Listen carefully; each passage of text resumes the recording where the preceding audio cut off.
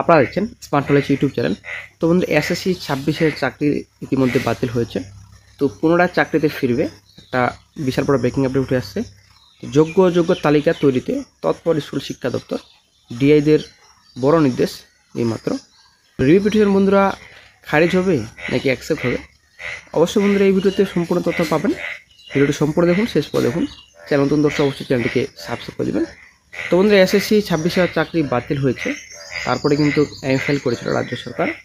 এমএফএলে কিন্তু 31শে মের মধ্যে নোটিফিকেশন প্রকাশিত করার কথা বলেছিল। তো সেই মতো নোটিফিকেশন প্রকাশিত করেছে। নোটিফিকেশন দিয়ে প্রকাশিত করেছে 30 তারিখে। তো নোটিফিকেশন থাকবে না থাকবে না, আসলে এটা কিন্তু একটা সন্দেহ। কারণ ব্যাপারটা হচ্ছে, এখানে কিন্তু হাইকোর্টের তরফ থেকে বলা হয়েছে যে 7% সংরক্ষণ হিসেবে কিন্তু নোটিফিকেশন প্রকাশিত করতে হবে এবং রিক্রুটমেন্ট প্রসেস এগিয়ে নিয়ে যেতে হবে। কিন্তু বন্ধুরা, রাজ্য সরকার 70% সংরক্ষণ হিসেবেই এবং কিছুদিন আগে 100% রোস্টটা কিন্তু প্রকাশিত করেছিল, লিস্ট প্রকাশিত করেছিল এবং ওবিসি লিস্ট একটা প্রকাশিত করেছিল। সেই লিস্ট কিন্তু খারিজ করে দিয়েছে হাইকোর্ট।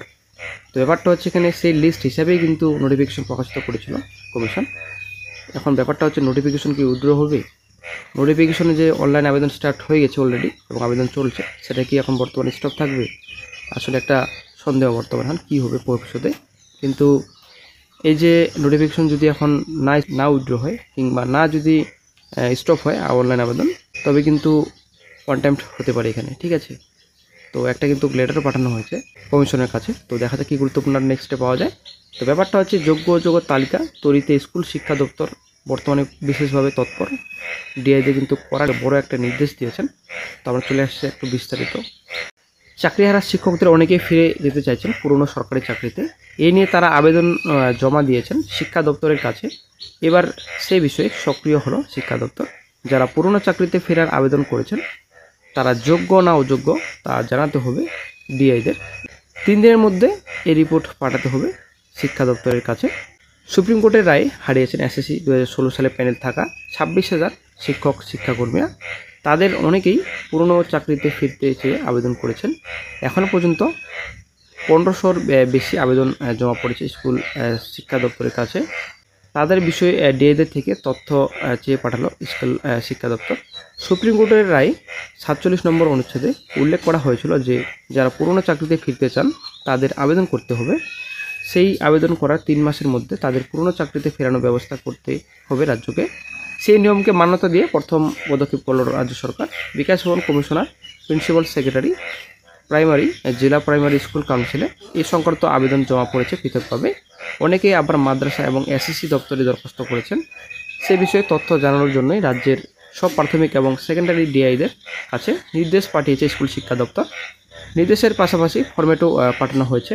সেখানে ডিআইদের জানাতে হবে আবেদনকারীরা আগে কোথায় চাকরি করতেন, 2016 সালে এসএলএসটিতে কোন স্কুলে তারা যোগদান করেছিলেন, সংশ্লিষ্ট চাকরি প্রার্থীদের কাজে যোগ দেওয়ার পরে অ্যাপ্রুভাল হয়েছে কিনা তাও জানাতে হবে।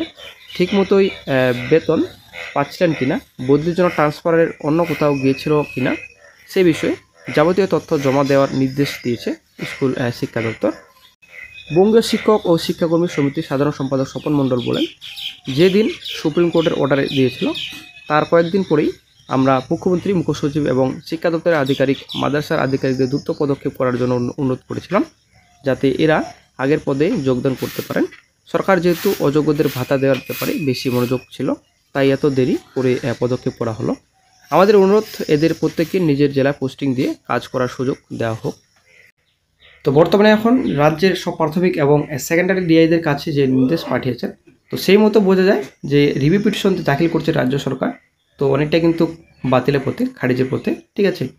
তো এই যে রিভিউ পিটিশন করা হয়েছে বর্তমানে এখন, তো রিভিউ পিটিশন খুব একটা গুরুত্বপূর্ণ বর্তমানে এখন বলে মনে হচ্ছে না। কারণ ব্যাপারটা হচ্ছে, এখানে এই যে রিভিউ পিটিশন দাখিল করছে রাজ্য সরকার এবং রাজ্যের সব প্রাথমিক সেকেন্ডারি ডিআইদের কাছে যে নির্দেশ পাঠিয়েছে স্কুল শিক্ষা দপ্তর, তো এখন বর্তমানে বোঝা আছে যে এই যে পুরনো চাকরিতে ফিরবে চাকরিহারারা, তো চাকরিহারাদের কিন্তু একাংশ বর্তমানে চিন্তিত যে এখন রিভিউ পিটিশন তাহলে কোনো গ্রাহ্যই হবে না আশা করা যায়। রিভিউ পিটিশনের কোনো রকম তাহলে অস্তিত্ব থাকছে না। রিভিউ পিটিশন যদি গুরুত্বপূর্ণ হতো তাহলে কিন্তু পুরনো চাকরিতে ফেরানোর একটা নির্দেশে কিন্তু জারি করতো না স্কুল শিক্ষা দপ্তর, এদের নির্দেশ কিন্তু দিত না। তবে রিভিউ পিটিশন অনেকটাই বর্তমানে এখন জল ঘোলা, এটা অনেকেই আমরা সকলে এখন বুঝতে পেরেছি। তবে যাই হোক, নেক্সট গুরুত্বপূর্ণ আপডেট পেলেই সঙ্গে সঙ্গে চ্যানেল আপডেট দিয়ে দেওয়া হবে। সবারই মনে বর্তমানে এখন এটাই রিপিটিশন, এখন বর্তমানে টোটালি কিন্তু অনিশ্চিত, কারণ রিপিটিশনের অস্তিত্ব কোনো রকম থাকছে না আশা করা যায়, নইলে কিন্তু এরকম নেক্সট পদক্ষেপ নিত রাজ্য সরকার।